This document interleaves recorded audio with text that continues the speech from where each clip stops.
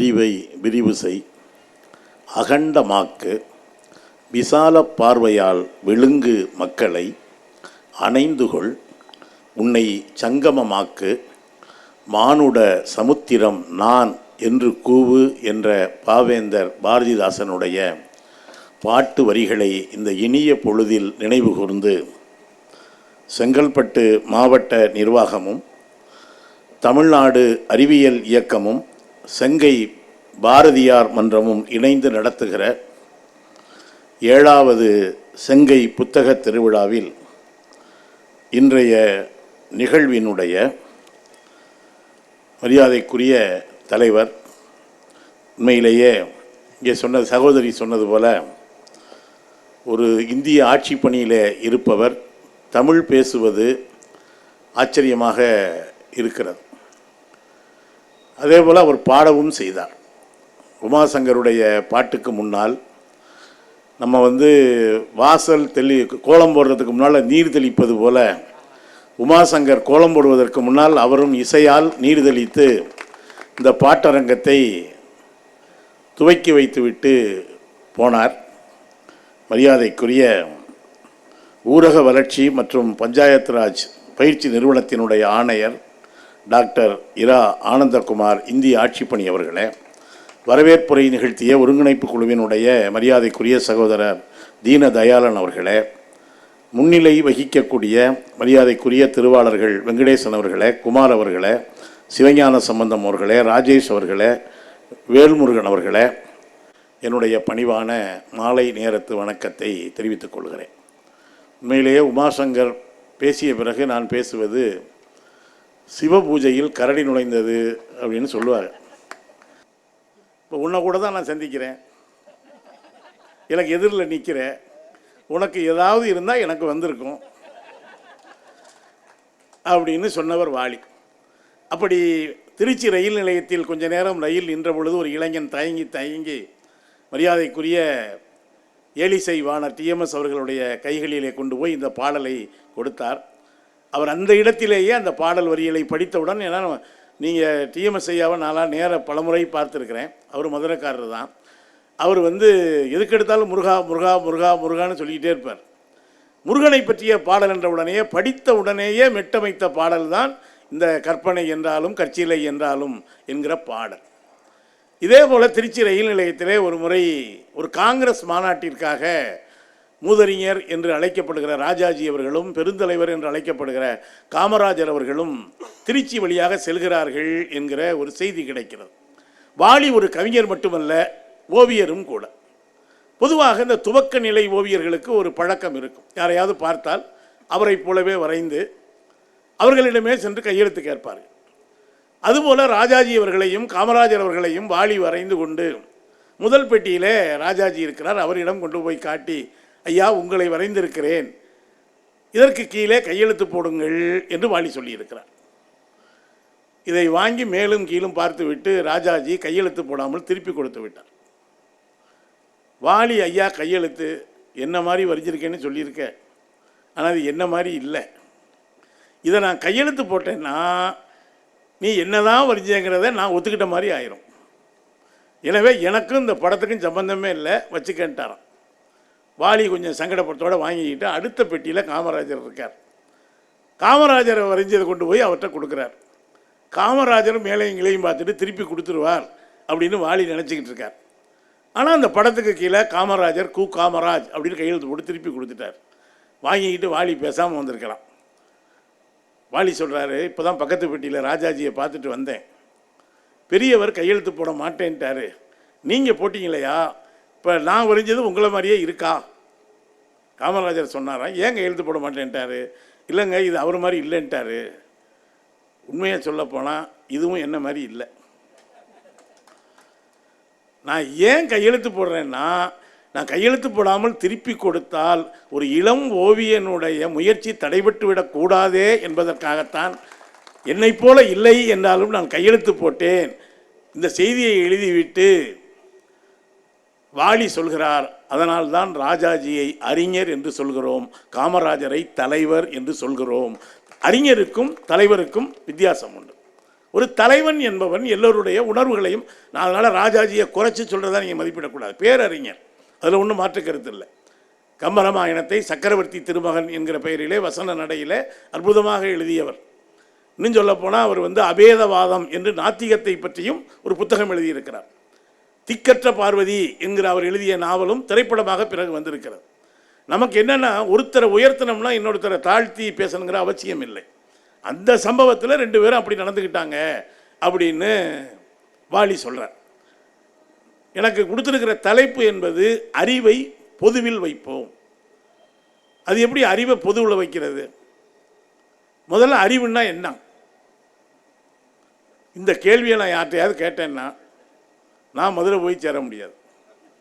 இப்போ உங்ககிட்ட நான் பணம் இருக்கா அப்படின்னு யார்கிட்டையே ஒருத்தர் கேட்குறேன்னு வைங்க. சிவாட்டையே கேட்குறேன், சிவா பணம் இருக்கா?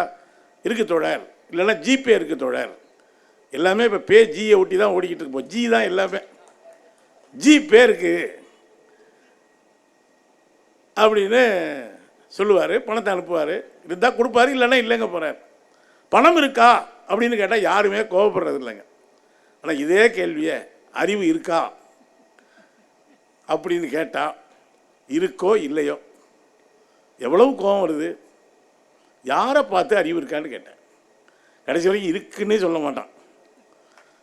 தனக்கு அறிவு இருக்கான்னு கேள்வி கேட்டதே தனக்கு பெரிய அவமரியாதையாக கருதி, அதை விட சில பேர் மூளை இருக்கா அப்படின்னு கேட்டு பாருங்க. மூளை எல்லாருக்கும் இருக்குங்க. ஆட்டுக்கு கூட தான் இருக்குது, மாட்டுக்கு இருக்குது, மனுஷனுக்கு இருக்குது. நீங்கள் பல சமயங்களில் மூளையையும் இதயத்தையும் போட்டு குழப்பிக்கிறவங்க. இங்கே திரைப்படங்களில் பார்த்தீங்கன்னா இந்த இதயம் இருக்கு இல்லையா, இப்படியெல்லாம் கிடையாதுங்க. அது யாரோ அப்படி ஆட்டின் மாதிரி போட்டு விட்டாங்க. அதில் காதல் வெளிப்படுத்துகிறதுக்கு நம்ம பொதுவாக சினிமாவிலையும் சரி என்ன செய்கிறாங்க, ஒரு இதயத்தில் அம்பை வச்சு குத்துறாங்க. இதயத்தில் ஒரு சின்ன ஓட்டை இருந்தாலே 9 லட்சம் ரூபாய் கழட்டி விட்டுருவாங்க. பிளாக் இருக்கும்பாங்க. மேஜராக பிளாக் இருக்குது உங்கள் இதயத்தில். அவ்வளோ பெரிய சின்ன இதயத்தில் கொண்டு போய் இவ்வளோ பெரிய அம்பை வச்சு குத்துறிய, அந்த புள்ள பிழைக்குமா? முதல்ல எவ்வளவு செலவு பண்ணி பஞ்சர் விட்டுவாத, எவ்வளவு சொல்யூஷன் செலவாகும், எவ்வளவு தேய்க்கணும். இதயத்துக்கும் அறிவுக்கும் சம்மந்தமே இல்லைங்க. ஆனால் நம்ம சொல்லிக்கிட்டே இருக்கோம், இதயம் இருக்கா, இதயத்தில் ஈரம் இருக்கா. நம்ம பொதுவாக இங்கேருந்து இந்த தலைமைச் செயலகம் இங்கே இருக்குங்க. இது ஒரு மியர் பம்பிங் ஸ்டேஷனை தவிர இந்த இதயம் பாவம் ஒரு வேலையும் தெரியாது. அதுக்கு வருகிற ரத்தத்தை சுத்திகரித்து அனுப்புமே தவிர அதை தாண்டி யோசிக்கிற வேலையெல்லாம் இதயத்துக்கு தெரியாதுங்க. இது பூரா அந்த இவங்க மேலே இருக்காங்க பற்றியெல்லாம். காதல், சோகம், அழுக, வெறுப்பு, கசப்பு எல்லா வேலையும் பார்க்குறவங்க இங்கே இருக்காங்க. பொதுவாக என்ன சொல்கிறாங்கன்னா, நம்ம மூளையினுடைய பயன்பாட்டில் மொத்த வாழ்க்கையில் நம்ம ஒரு 1% 2% கூட செலவழிக்கிறது இல்லைங்க. மூளை எந்த அளவுக்கு வேலை செய்ய முடியுமோ அந்த அளவுக்கு நம்ம மூளைக்கு வேலை கொடுக்கறது கிடையாது. கொஞ்சம் ஓரளவு முடிஞ்ச வரைக்கும் பயன்படுத்தலாம். பூமிக்கு வர்றப்போ அந்த எப்படி ஃப்ரெஷ்ஷாக இருந்துச்சோ போகிறப்பவும் அதே மாதிரி ஃப்ரெஷ்ஷாக கொண்டு போய் கொடுத்துட்டு போகிறோம். இப்போ அறிவு அப்படின்னா என்ன? இப்போ இது இந்த தெருவுக்கு என்ன பேர்? நாங்களும் இப்போ இந்த கூகுளில் நம்புறதுலேயும் ஒரு முன்னையெல்லாம் என்ன சொல்லுவாங்க, வழிகேட்டு போவாங்க. மறைமலை நகர் எங்கே இருக்குது அப்படின்னு மாட்டு வண்டியில் பாட்டு பாடிக்கிட்டு மறைமலை நகர் இப்படி போகணும் அப்படின்னா ஒரு மாதிரியாக விசாரித்து வாயில் இருக்குது வழி அப்படிம்பாங்க. இப்போல்லாம் கூகுளில் தான் இருக்குது வழி. நான் அதில் என்ன ஒரு சிக்கல்னால், அம்மா எங்கே இருக்குன்னே கூகுளை வச்சு தான் தேடுறாங்க. பக்கத்து ரூமுக்கே இப்போ கூகுளை வச்சு தான் போகிறாங்க. 2nd ஃப்ளோர் இந்த 5th ஸ்ட்ரீட் அப்படின்ட்டு அவன் வீட்டுக்கே அவன் கூகுள் போட்டு தான் போய்கிட்டு இருக்காங்க. இப்போ எங்களுக்கே என்ன சொன்னார்னா, கம்யூனிட்டி ஹால் மறைமலை நகர்னு போடுங்க அப்படின்னாரு. நானும் போட்டுட்டேன். ஆனால் இதே மாதிரி இன்னொன்று இருக்குது போல இருக்கு. அது வாசலில் போய் கொண்டு விட்டுருச்சு. அது தப்பு இல்லைங்க. நான் தப்பாக நினைக்காதீங்க. சரி, அந்த முயற்சியை பார்த்தா அங்கே ஒரு புத்தகத்தில் நடக்கிறதுக்கான எதுவும் தெரியலை, அறிகுறியே இல்லை. உடனே எங்கள் ஓட்டுநர் நாங்கள் வியந்துக்கிட்டே வந்தோம். ரொம்ப ஒரு 2026ஆம் ஆண்டுக்கான ஒரு இளைஞன். நாங்கள் எதை சொன்னாலும் எங்களோட கூடுதலாக தகவல் சொல்கிறார் அவர். அப்படி ஒரு இயல்பான நல்ல இளைஞன். அவர் கேட்டார், நீங்கள் புத்தக திருவிழா எங்கேயாவது நடக்குதான்னு கேளுங்க. 4-5 பேர், என்னது புத்தக திருவிழாவா? அந்த மாதிரி இங்கே எதுவும் நடக்கலைங்க. அவங்க பயந்துட்டாங்க, ஏதோ நம்மளை சம்மந்தப்படுத்துகிறாங்க இவ்வளோ இருக்குது இதில். அப்படி எதுவும் நான் கேள்விப்படலைங்க. புத்தக திருவிழாலாம் இங்கே இல்லைங்க. அடுத்த வருஷம் வேணால் மாரியம்மன் கோயில் திருவிழா நடக்கும், வந்து கூழ் காய்ச்சி ஊற்றுவாங்க, குடிச்சிட்டு போம். அப்புறம் ஒரு மாதிரி அங்கேருந்தே கேட்டு அவர் என்ன சொன்னார்னா, தொல்காப்பியர் தெருவுக்கு வந்துருங்க. அப்புறம் ஒரு பெரிய மைதானம் இருக்கும், கண்டுபிடிச்சி அப்புறம் ஒரு மாதிரியாக அங்கே அதே கூகுள் போட்டு ஒரு மாதிரியாக வந்து சேர்ந்தோம்னு வைங்களேன். இவ்வளவு எளிதாகிவிட்டது. இவ்வளவு அதுக்கு செல்லு போத கைபேசின்னு சொல்கிறதே தப்புங்க. அது என்ன பேச மட்டுமா பயன்படுத்துகிறோம்? எவ்வளவு சமாச்சாரங்கள் இருக்குது. எத்தனை ஒரு 100 கருவி செய்கிற வேலையை ஒரு செல்பேசி செய்யுதுங்க. இதெல்லாம் ஃபோட்டோ எடுக்கிறதுக்கு நாங்கள்லாம் பள்ளிக்கூடத்தில் படிக்கிறப்பங்க குரூப் ஃபோட்டோன்னு எடுப்பாங்க. அந்த பள்ளிக்கூடம் முடிகிறப்ப தான் எடுப்பாங்க அது. அப்போ பார்த்தீங்கன்னா குரூப் ஃபோட்டோ எடுக்கிறதுல நம்ம முகம் எங்கே இருக்குன்னு நமக்கே தெரியாது. ஆனால் 3 நாளாக தொடர்ந்து குளித்து வேப்பெண்ணெய் எல்லாம் போட்டு முகத்தில் இந்த புட்டுமாலாம் போட்டு நம்ம அவ்வளவு பில்டப் பண்ணி போடுவோம். வாத்தியார் சொல்லுவார், ஏய் முட்டி போட்டு உட்காருங்கடா. இந்த முட்டி போடுறதுக்காயா நீ பாடம் நடத்துகிற போகும் முட்டி போட சொல்கிற, ஃபோட்டோ எடுக்கிற போகும் முட்டி போட சொல்கிற, பெரிய வயலுக்கு பின்னால் போங்கடா. வாத்தியார் பண்ணி இப்படி உட்காந்துருப்பார் விரும்பாண்டி மாதிரி. அப்போ பார்த்தீங்கன்னா அந்த ஃபோட்டோகிராஃபர் சொல்லுவார், அசையாதீங்க அசையாதீங்க. ஏன்னா அவர் பெரும்பாலும் பிணங்களை படம் எடுத்தே பழக்கப்பட்டவர்.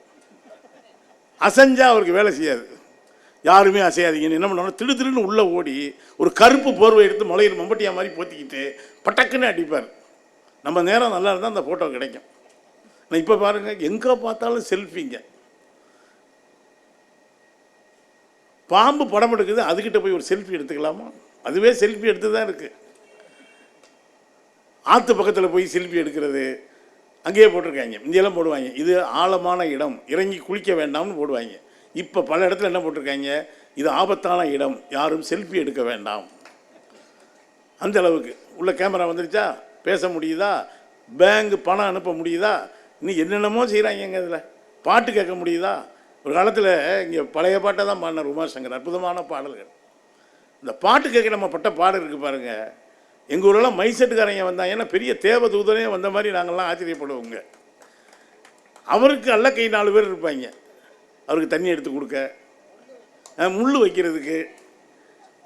அது பார்த்தீங்கன்னா எடுத்தோன்னு உசு பிடிக்கும். கருப்பு ரெக்கார்டுங்க. அதுலேயும் சில பாட்டு ஒரு ரெக்கார்டு முடிஞ்சு அடுத்த ரெக்கார்டெல்லாம் ஒரு பார்த்துருக்கீங்களா? அந்த காலத்தில் எல்லாத்துக்குமே பாட்டு தானுங்களே. பொண்ணை அழைச்சிட்டு வர்றதுக்கு பாட்டு போடுவாங்க. மணமகளே மருமகளே வா வா, உன் வலது காலை எடுத்து வைத்து வா வா, குணம் இருக்கும் குலமகளே வா வா, தமிழ் கோவில் வாசல் திறந்து வைப்போம் வா வா. அந்த பொண்ணு நினைக்கும், ஏதோ குடும்ப நடத்தை கூப்பிட்டு வந்தால் கோயில் கும்பாபிஷேகத்துக்கு கூப்பிட்டு வந்திருப்பாங்க போல தெரியுது. இந்த பாட்டை வச்சு தான் பின்னால் போட்டாங்க. கும்பாபிஷேகம் கோயிலுக்கு தான், குப்பமாக எடுத்தால் மாவிளக்குத்தான். எதுக்கு அவள் அன்னைக்கு போய் மாவிளக்கு எடுத்தான்னு தெரியல. நீங்கள் அதை பார்த்தீங்கன்னா அதில் வந்து இதெல்லாம் வச்சுருப்பாங்க. சில பாட்டு ஸ்பீடாக ஓட்டணும்பாங்க, சில பாட்டு மெதுவாக ஓட்டணும்பாங்க. அது போட்டு போட்டு ஒரே ரெக்கார்டு தான். எந்த பொண்ணு வந்தாலும் அந்த பாட்டு தான் போட்டு தேஞ்சு போயிடும் பார்த்தீங்களா. அது வந்து ஒரு பிள்ளை அப்படி தான் பொட்டியும் கையுமா வந்துருச்சு. அது இந்த பிள்ளைங்க சமயத்தில் பண்ணுற வேலை இருக்குது பாருங்கள். அது வரைக்கும் பீரோ சாவி கரெக்டாக இருக்கான்னு பார்க்குங்க, பெட்டுக்கிட்டு எல்லாம் கரெக்ட் பண்ணிவிட்டு கிளம்புற நேரத்துக்கு ஒரு சீனை போடுங்க. உங்களை எல்லாம் விட்டுட்டு நான் எப்படி தான் இருக்க போகிறோம்னோ தெரியலையே. அதில் இந்த பெண்களாவது பரவாயில்லைங்க, வெளிப்படையாக அழுதுருவாங்க. ஆர்வலர் தம் புன்கணீர் பூசல் தருமா வள்ளுவேன். இந்த ஆம்பளைங்க ஒரு அழுவாங்க பார்த்தீங்களா, படக்குன்னு தூக்கி வாயில் துண்டை வச்சுருவாங்க. அழுகுறாங்களா சிரிக்கிறாங்களானே கண்டுபிடிக்க முடியாது. இப்படித்தான் ஒருத்தன் தேம்பி தேம்பி அழுதுருக்கான். மாமனாருக்காரன் மாப்பிள்ளை சொல்லியிருக்கான், மாமா பயப்படாதீங்க, மாமா அழுவாதீங்க, உங்கள் பொண்ணை நான் கண்களாமல் பார்த்துக்கிறேன் இருக்கேன். அப்போ தான் அந்த மாமனார் ஒரு உண்மையை சொல்லியிருக்கேன், மாப்பிள்ளை நான் என் பொண்ணை நினச்சி அழுகலையா, பொண்ணை நினச்சி தான் ஏன் அழுதேன், இதை நம்பி கூப்பிட்டு போறியே, நாளையிலேருந்து என்ன பாட போறியோன்னு நினச்சேன், என்னாலேயே அழுக தாங்க முடியலை. அதில் வந்து அடிக்கடி இந்த பாட்டை போட்டு போட்டு தேஞ்சு போச்சான். அந்த பொண்ணு பெட்டியோடு நின்றுருக்கு. மணமகளே மருமகளே வா வா அப்படின்னோடனே தேஞ்ச இடத்துல பார்த்தீங்கன்னா உன் வலது உன் வலது உன் வலது. அந்த பொண்ணு வலது காலை வைக்கிறதா இல்லை இடது காலை வைத்து ஓடி போயிடுறதா அப்படியெல்லாம் வந்து இருந்ததுங்க. இந்த அறிவு அப்படிங்கிறது என்ன கேட்டேன்ல, யாரையாவது பார்த்து அறிவு கொழுந்து, அப்படி பெரிய அறிவு கொழுந்து, பெரிய அறிவு ஜீவி அப்படிலாம் சொல்ல. அறிவு எல்லாருக்கும் இருக்குங்க. நான் எனக்கும் நேரம் அதிகம் இல்லை, எனக்கு என்ன நேரம் அதிகம் இல்லைன்னா நீ ஏன் நேரத்தை புரிஞ்சிக்கப்படாது. நீ உண்மையிலேங்க வாழ்க்கை ரொம்ப அற்புதமானதுங்க. நான் ஏன் தைரியம் வந்துன்னு பேசிக்கிட்டு இருக்கேன், என்னுடைய பிறந்த தேதி தெரியும், அது குத்து மதிப்பாக தெரியும்னு வச்சுக்கோங்க. எனக்கு தெரிஞ்சு எல்லாருக்குமே 2 பிறந்த தேதி உண்டு. ஒன்று உண்மையானது, இன்னொன்று ஃபேஸ்புக் சொல்லுவது. உண்மையானது என்னென்னா வீட்டில் குறித்து சொல்லுவாங்க, அது அந்த காலத்தில் என்ன குத்து மதிப்பாக சொல்லுவாங்க. என்னையெல்லாம் பள்ளிக்கூடத்தில் போய் டேட் ஆஃப் பர்த் எப்படி கண்டுபிடிச்சாங்கன்னு சொன்னால் 5 வயசுலாம் பள்ளிக்கூடத்தில் சேர்ப்பாங்க. இப்போல்லாம் வயிற்றில் இருக்க போய் கொண்டு போயிடுறாங்க. கேட்டால் சொல்கிறாங்க உள்ளே இருந்தே கேட்கட்டும், அதுக்கு ஒரு 35,000 ரூபா கொடுங்க. இந்த காதை தொட்டால் தாங்க பள்ளிக்கூடத்தில் சேர்ப்பாங்க. 5 வயசு ஆயிடுச்சுன்னு அர்த்தம். இந்த காதுக்கும் 5 வயசுக்கும் என்ன சம்மந்தம்னு எனக்கு இன்றைக்கி வரைக்கும் தெரியல. சில பேர் தொட்டால் சேர்த்துருவாங்களேன்னு இந்த பக்கம் பிடிச்சி இழுப்பாங்க. அப்பங்காரன் தனியாக தொலைஞ்சா பாருங்கள் இந்த பக்கம் பிடிச்சி இழுப்பான். இந்த இழுபறியில் பெரும்பாலும் இந்த ஜூன் ஜூலையில் ஒரு கணக்கை போட்டு வாத்தியார் சேர்த்துடுவார். 2 தேதி இருக்கும். டேட் ஆஃப் பர்த்து தெரியும், அதுக்காக டேட் ஆஃப் டெத்து தெரியுமா? தெரியாதது தாங்க இந்த வாழ்க்கையினுடைய அற்புதமான ரகசியமே. நமக்கெல்லாம் என்றைக்கு போக போகிறோம் என்று தெரியாதது தான். இங்கே டேட் ஆஃப் பர்த்துக்கும் டேட் ஆஃப் டெத்துக்கும் தோற்றம் மறைவு. அதுலேயும் சில பேர் செத்தா போடுவாங்க பாருங்க. நம்ம ஏரியாவில் இமயம் சரிந்தது. இந்த ஏரியாவில் இப்படி ஒரு இமயம் இருந்தது எனக்கு இன்றைக்கி தான் தெரியும். முட்டுச்சந்துக்குள்ளே 300 இமயம் இருக்காங்க. 2 கண்ணை போட்டு டொங் டொங் டொங். மறந்தால் தானே நினைப்பதுமாங்க, அடுத்த மாதமே மறந்துடுவாங்க. அப்படியெல்லாம் யாரும் ஞாபகம் வச்சுக்கணும்னு நீங்கள் ஆசைப்படாதீங்க. ஏன் உங்களை ஞாபகம் வச்சுக்கணும்? உங்களை ஞாபகம் வச்சுக்கிற மாதிரி நீங்கள் என்ன செஞ்சீங்க அப்படின்னு உங்கள் பிள்ளை கேட்டால் நீங்கள் என்ன சொல்லி பதில் சொல்லுவீங்க? அவனை உங்களை ஞாபகம் வச்சுக்கணும். ஊராக கடை வாங்கி வச்சுட்டு போங்க, உங்களை மறக்கவே மாட்டான். ஒவ்வொரு கடைக்காரன் வர்றப்போ உங்களை நினச்சிக்குவான். செத்து அவன் குடும்பத்தை கெடுத்து சந்தியில் விட்டு போயிருக்கானையா. இந்த டேட் ஆஃப் டெத் பர்த்துன்னு ஒன்று போடுவாங்க, டெத்துன்னு ஒன்று, இடையில ஒரு கோடு போடுவாங்க பார்த்தீங்களா? தோற்றம் மறைவு. தோற்றம் நம்ம கையில் கிடையாதுங்க, மறைவும் நம்ம கையில் கிடையாதுங்க. இடையில இருக்க கோடு நம்ம கையில் தான் எனக்கு இருக்குது. கோடிட்ட இடத்தை நிரப்புவதை பொறுத்து தான் நம்முடைய வாழ்க்கை எப்படி இருக்கும் என்பதை நான் புரிந்து கொள்ள முடியும். இப்போ டேட் ஆஃப் டெத் மாதிரி இப்போ என் நித்திலே போட்டுவிட்டாங்கன்னு வைங்க. யாராவது சொல்கிறாங்களே பிரம்மன் ஒருத்தர் உட்காந்துக்கிட்டு எல்லாருக்கும் ஏதோ எழுதிக்கிட்டு இருக்கான். ஆதார் கார்டு போடுற பெரிய முதல் ஆதார் ஆஃபீஸர் அவர் தான். என் தலையில் பிரம்மன் இப்படி எழுதிட்டானே, எங்கே எழுதியிருக்கான்? உள்ளே எழுதியிருக்கானப்பா. அப்படியெல்லாம் கிடையாதுங்க, எவன் தலையிலையும் எவனும் எழுதலை. அவர் சரி ஏதோ ஒரு கற்பனை பண்ணுறான், என் நெத்திலேயே போட்டு விட்டாங்கன்னு வைங்க, என்னுடைய டேட் ஆஃப் எக்ஸ்பைரி. நான் நிம்மதியாக ஒரு நிமிஷம் இருக்க முடியுமாங்க? என்ன எவனும் பார்க்க மாட்டாங்க. மொத்தம் என்னை பார்த்த உடனே அடுத்த நிமிஷம் என் நெத்தியை தான் பார்ப்பாங்க. ஐயாவுக்கு என்னைக்கு முடியுது? நம்மளே மறந்தா கூட அவன்கிட்ட கொடுத்துடாதரா, அடுத்த மாதம் கிளம்ப போகிறான், கடனை கொடுத்துடாத சொல்லுவோமா சொல்ல மாட்டோம்? நான் சொல்லலைங்க, ஐயன் வள்ளுவர் சொல்கிறாரு. இந்த உலகத்தின் ஆகப்பெரிய சிறப்பு என்னடா ஐயன் வள்ளுவரேன்னு கேட்டால், நேற்றைக்கு இருந்தவன் இன்றைக்கு இல்லை, அதுதான் இந்த உலகத்தின் ஆகப்பெரிய சிறப்பு, நெருநல் ஒருவன் என்று வள்ளுவன் பேசுகிறான். கவி பேரரசன் தாகூர் சொல்கிறார், வாழ்க்கை என்பது என்னவென்றால், இயற்கை என்கிற அந்த தாய் ஒரு பிறப்பு என்கிற மார்பகத்திலிருந்து இறப்பு என்கிற மார்பகத்திற்கு நம்மை மாற்றுகிற இடைவெளி தான் வாழ்க்கை அப்படிங்கிறான். முதல்ல இருந்து பிறப்புங்கிற பால் குடிக்கிறோம் இயற்கை கிட்ட, இறப்புங்கிற பால், இந்த இடையில இந்த பால் குடிச்சு முடிச்சோன்னு ஒரு கேப் இருக்கு இல்லையா, மாத்திரை கேப்பு, அதாண்டா வாழ்க்கைங்கிறான். கடைசியாக பால் தான். நீங்கள் நல்லா கவனிச்சிக்கன்னாங்க, சின்ன வயசில் என்னென்ன நடக்குதோ அது பூரா கடைசி நடக்கும் பற்றியெல்லாம். எடுத்த உடனே நான் மதுரையில் இருக்கிறதால சொல்கிறேன், இந்த சேனை பால்னு ஒன்று வைப்பாங்க. அது என்னென்னா, அந்த மாமன் மச்சனை பெரியப்பன் சித்தப்பன் எல்லோரும் அது அவங்க சில படித்த குடும்பமாக தான் என்ன பண்ணுவாங்க, பேனாவில் வச்சு வைப்பாங்க. கொஞ்சம் சுமாரான குடும்பம்னா குச்சியில் வைப்பாங்க. பெரிய குடும்பம்னு வச்சுக்கலாம், பெரிய அருவாள் எடுத்து அதில் சேனை தண்ணியை தொட்டு வைப்பாங்க. இந்த காலத்தில் நீனும் பெரிய சண்டியால் வரணும் அப்பா எதிர்காலத்தில், அதுக்கு பேர் தான் சேனை பால்னு வைக்கிறதுன்னு அர்த்தம்ங்க. ஆனால் நான் சொல்ல வருகிற செய்தி என்னென்னா, இந்த அறிவுங்கிறது எங்கே இருக்குது?